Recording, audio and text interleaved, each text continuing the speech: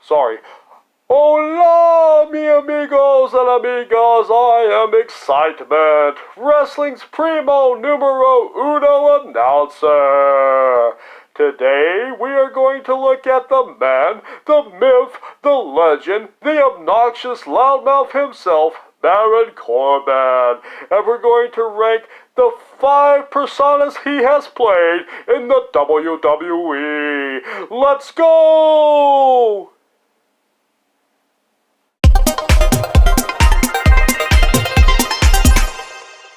Before we get to the rankings, here's a quick bit of history on Baron Corbin, aka Thomas Pestock.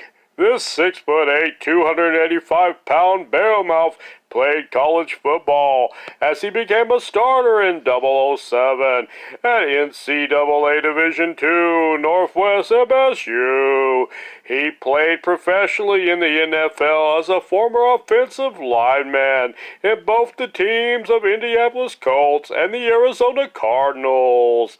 Fun fact, both Baron Corbin and Pat McAfee in the summer of '09 vied for a spot on the Colts roster and only had a brief stint together with the Colts. Interestingly, these two would wrestle at this year's SummerSlam in 2022. Corbin was also a three-time Golden Gloves champion and a grappling champion back in the day. He signed with the WWE in 2012 in NXT before going on to the main roster. Did I say that was going to be a brief history? Looks like I lied. Sorry. First up on the list is Constable Corbin. Following a quite lengthy and successful stint as the Lone Wolf, Baron Corbin became Stephanie McMahon's representative as Raw's Constable. He shaved his head in this gimmick and started dressing in a vest that made him look like a TGI Fridays employee. Now I'm hungry, aka famished, aka starving. On the August 20th episode of Raw in 2018, he was appointed acting general manager who knew what he was acting like, probably a butthole, to replace Kurt Angle. The next month, he booked himself in a match for the Universal Championship against the big dog, Roman Reigns, only to lose. Perhaps this stint of his career is best known for his match he had against Kurt Angle in 2019 at WrestleMania 35. Having lost his position due to Corbin losing a match at this in late 2018 against Braun Strowman in TLC, with the steps being, should Corbin win, he'd be full-time GM, but should he lose, he would lose all authoritative control. Corbin begged to the McMahons for his position back, only to lose it in a 4-on-1 match on Raw. With Angle making his way back to start a retirement tour, the two feuded, with it culminating at Mania in a match that Corbin won. Perhaps the biggest victory of his career to date. The Constable Corbin gimmick ranks low on this list because the evil hill authority figure character has been done to death, and Corbin didn't have many significant accolades during this period, other than his win over Angle in his last match to date. Granted, that's a big one, Elizabeth. Next up is King Corbin. If the heelish authority figure is one of the most overdone characters in wrestling, the wrestler pretending to be a king after a King of the Ring victory is one of the most overdone too. My all-time favorite King of the Ring King persona would be Booker T's hilarious and successful run as King Booker in 2006. Corbin was far from the worst King of the Ring king, but he didn't do much to stand out from the pack with his take of the king persona other than a cool-looking crown and what looked like a possum's fur. Aesthetically, he stood out, but the persona never really fit too well. He did have some great victories in this time other than winning King of the Ring 2019, such as a TLC victory over Reigns himself, and even has his own stable of knights with Wesley Blake and Jackson Riker called the Knights of the Lone Wolf that was quickly nixed.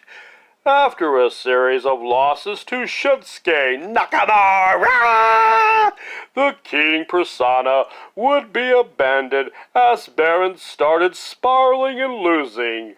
More on that later. Number 3 is the current gimmick Happy Corbin. After a string of bad luck and losses in the summer of 2021, Corbin turned his fortunes around, won a bunch of money in Vegas, and started living the lavish lifestyle he was used to in his former King Corbin persona.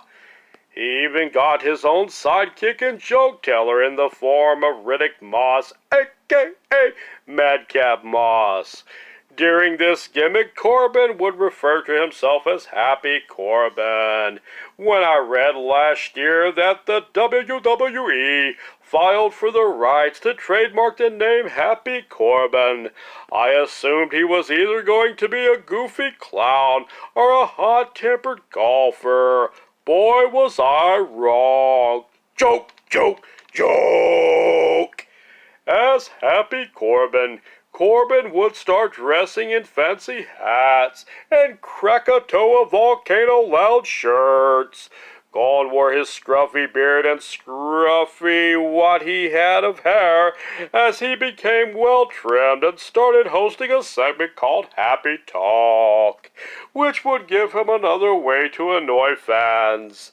Coming out to Vegas slot machine winner sound effects with an up-tempo ditty, which I admit puts the boogie in my shoes. Y'all can get them out of there.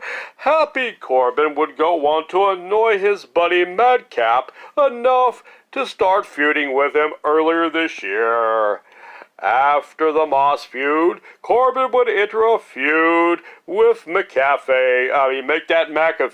McAfee, and would lose the match to his former Colts teammate. Currently, Happy is on another losing streak match, similar to the one he had over a year ago before he morphed into Happy Corbin.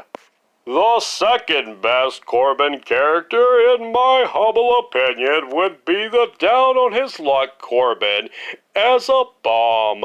I'm going to name this one Sappy, or maybe Crappy Corbin. As Crappy Corbin, Baron Corbin lost his crown to Shinsuke Nakamura, as well as his money, lavish lifestyle, and his wife. He began wearing the same wrinkled dress shirt, complete with spaghetti stains, as this was probably the only shirt he had at the time as the character.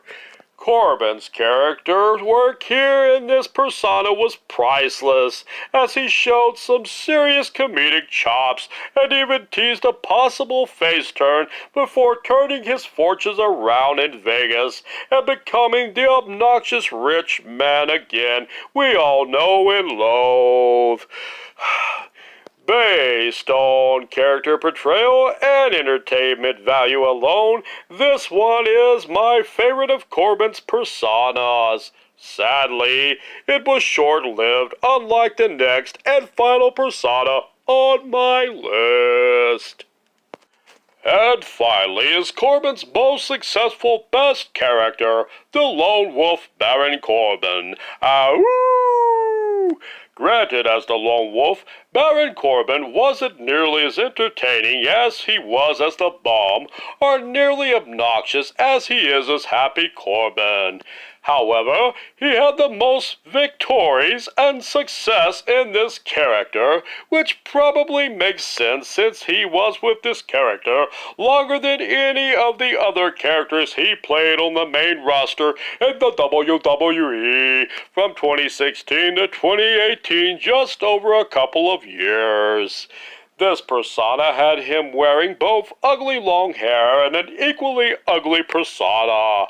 He made his debut at WrestleMania 32, winning the Andrew L. Poopy Make That Andre the Giant Memorial Battle Royal, last eliminating Cade, a.k.a. the Big Red Monster, a.k.a. the Big Red Machine, a.k.a.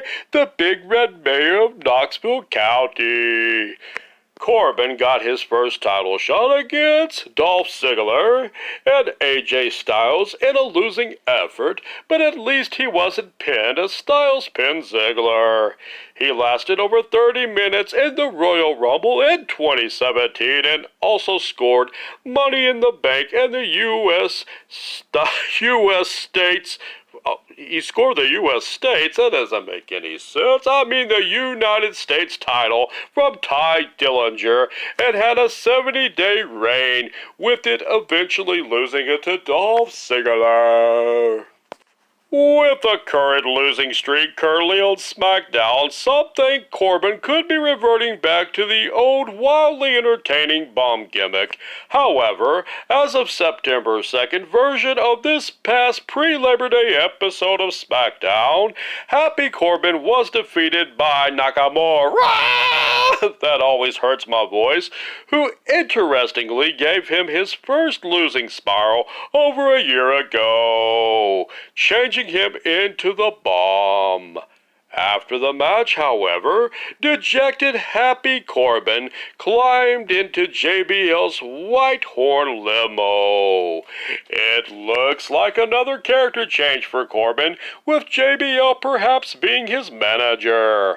Corbin has kept fans guessing as he has shown an awesome ability to keep things fresh by evolving his character. Perhaps the best is yet to come, but it's my time to go. I am excitement. Adios for now, amigos.